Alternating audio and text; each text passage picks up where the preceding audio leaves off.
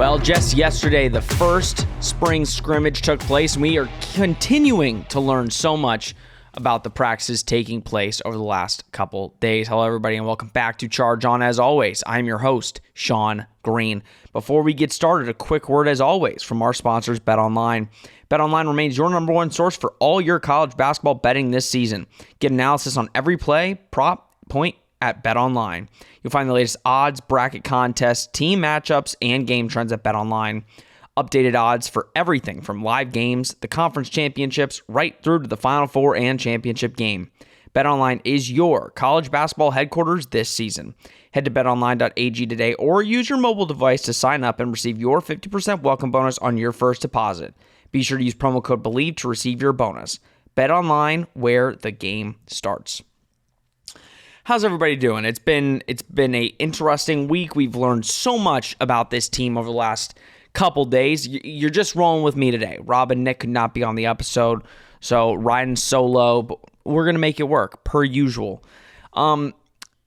Yesterday was the first spring scrimmage of spring practice, and we kind of learned over the past two seasons with Gus how these kind of take place, what we can expect. Because when you hear scrimmage, a lot of fans specifically automatically assume scrimmages is they're going up and down.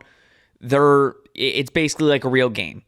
But in these type of atmospheres, and especially with UCF football and how Gus runs his ship, it's a lot of situational type of football. I know they started off with, kickoffs, field goals, punt, return, stuff like that, to get kind of game reps, if you might say. But you do still learn a lot. And Gus came out in the press conference, and he said, it's a super amount of stuff that we're going to be able to look at and really learn a lot from our team.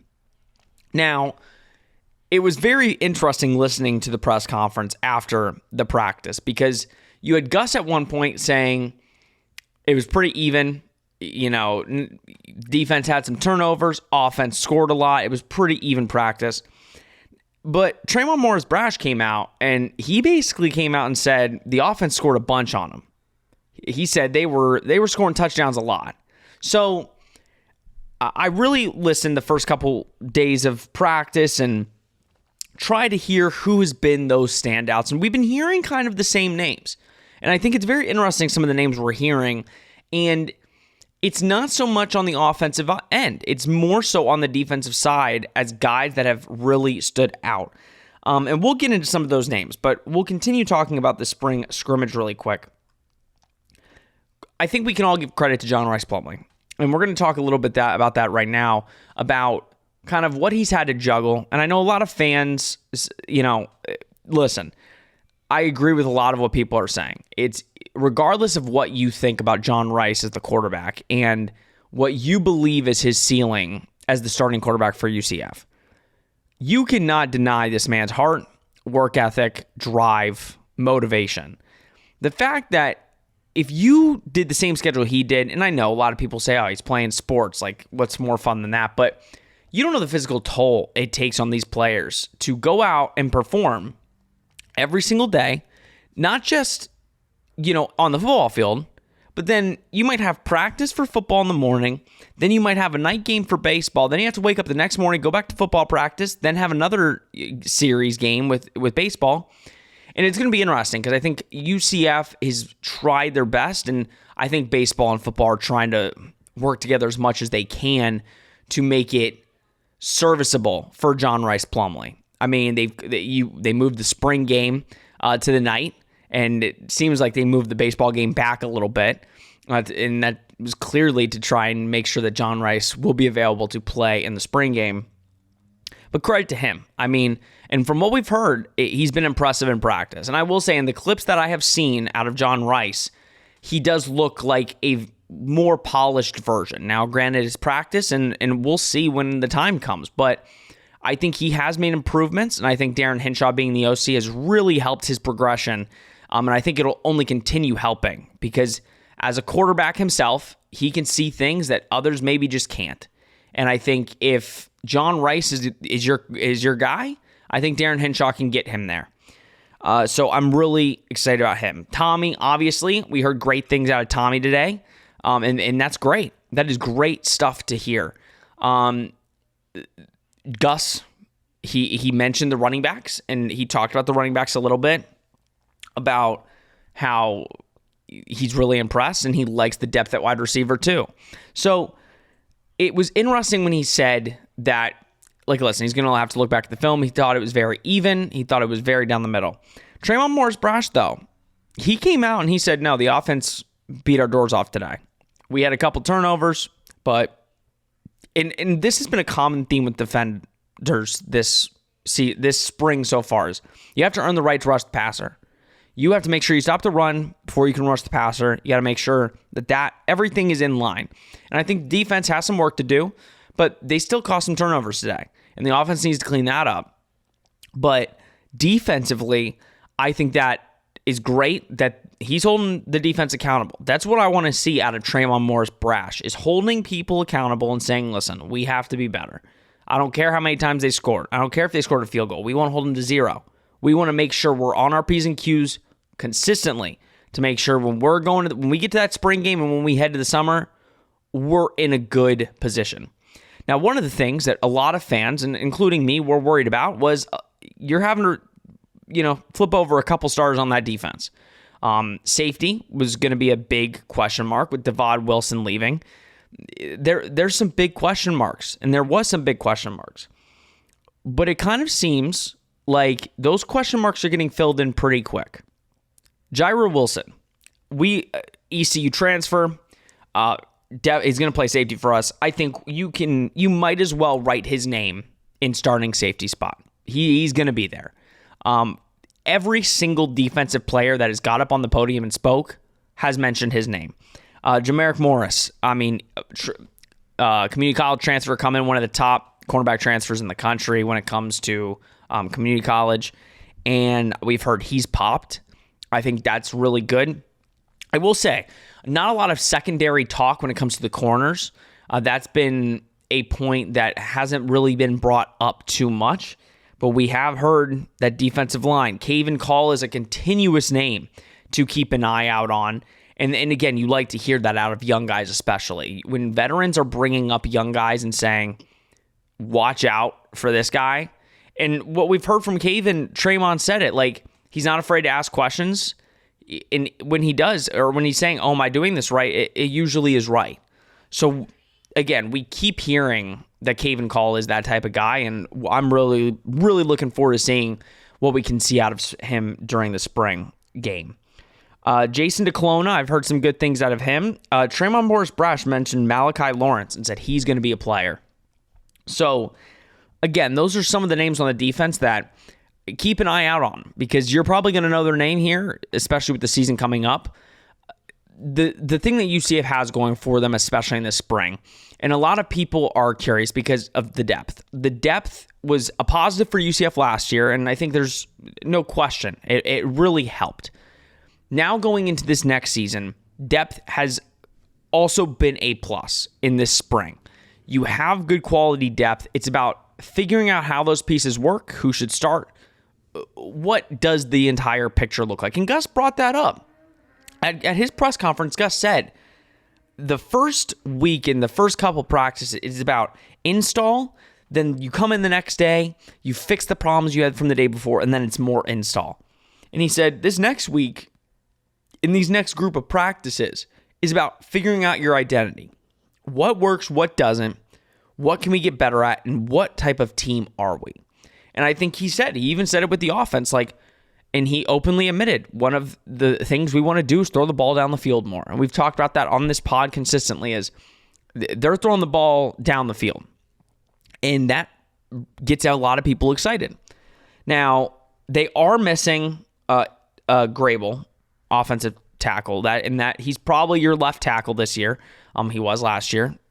And you miss him in the spring. He'll be ready for the summer. But a name I didn't think I would hear is Paul Rubel. He's been on our team for like 3 years. I believe Germany. He's from Germany, if I'm right.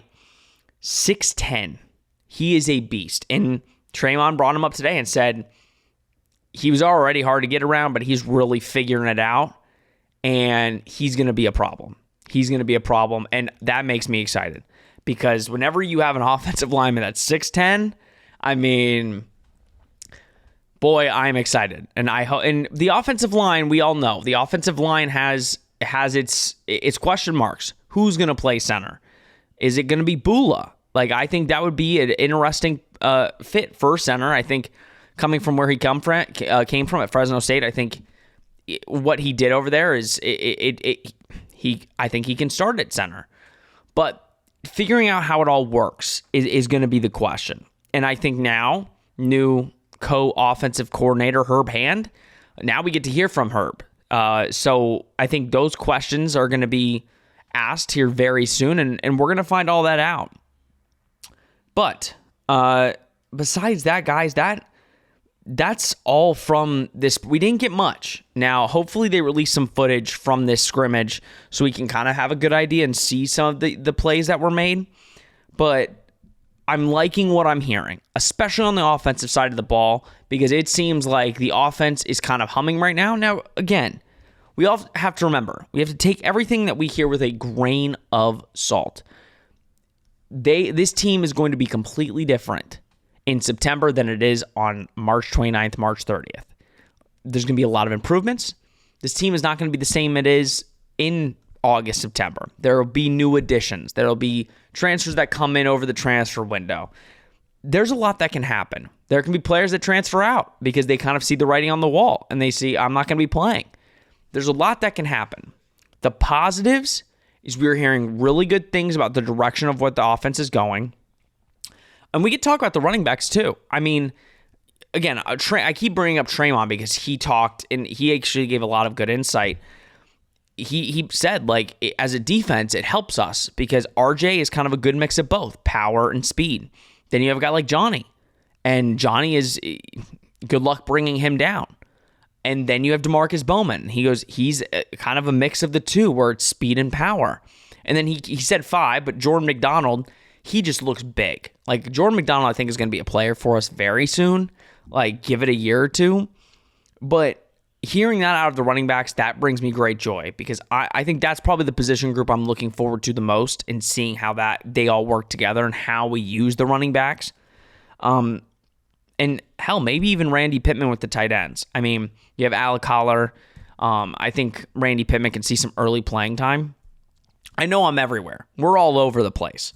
But that's where with these, we don't really have much of a play-by-play. We're just going everything that we've heard, putting it all in and trying to figure it all out. But I'm really excited about the offense, and I'm really intrigued to see what the defense, because it seems like the defensive guys really are loving what they're seeing and what's kind of the responsibility that they've been given this spring with the defense.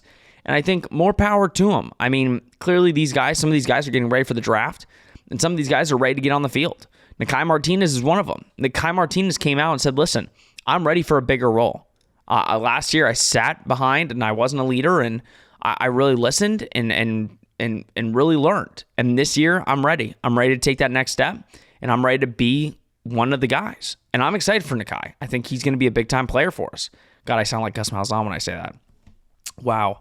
But I truly do. I'm really excited about Nakai, and I think, again, you have some guys on this defense that are really going to step up, and I'm really excited to see where this defense can go. So, all in all, I'm really looking forward to next week to hear what more is said and where this team can go from here. I mean, again, it's all going to come down to quarterback play. So the more we hear out of the quarterbacks and how great they're doing and performing, the more I can sleep easy at night and see where this team is going to go. Because, listen, if John Rice is on his game or it's Tommy, watch out for the UCF Knights in the Big 12 in Season 1, because the sky's the limit if we have good quarterback play. And we'll see what Darren Hinshaw can draw up. It's sounding pretty good. All right. UCF Pro Day was just a couple days ago. And I kind of want to give my thoughts because, I think I love all the guys that participate in the Pro Day. I think, again, you obviously, for UCF's brand and for the players themselves, you want to see UCF guys go to the league. Cole Schneider, I think he just got signed by the Birmingham Stallions. If I'm not mistaken, I think Marlon Williams plays on that team too. So it's good to see, again, another UCF guy getting opportunities to still play football. But when I was looking, and we all are looking at the guys that participate in the pro day, and it's hard. And it's hard to, because I was like, okay, who do I see getting drafted? Right? Who's going to get drafted out of this bunch? And I think we all agree Alex Ward is going to 100% get drafted. If he doesn't, I don't know what's up with this world. He's the best long snapper on the board. I mean, he's been the best long snapper in college for 3 years. So I think he definitely gets drafted. But I tried to think, and after the pro day, I want to see the numbers and who kind of is performing the best out of the bunch. The one person I could see potentially getting drafted is Isaiah Bowser.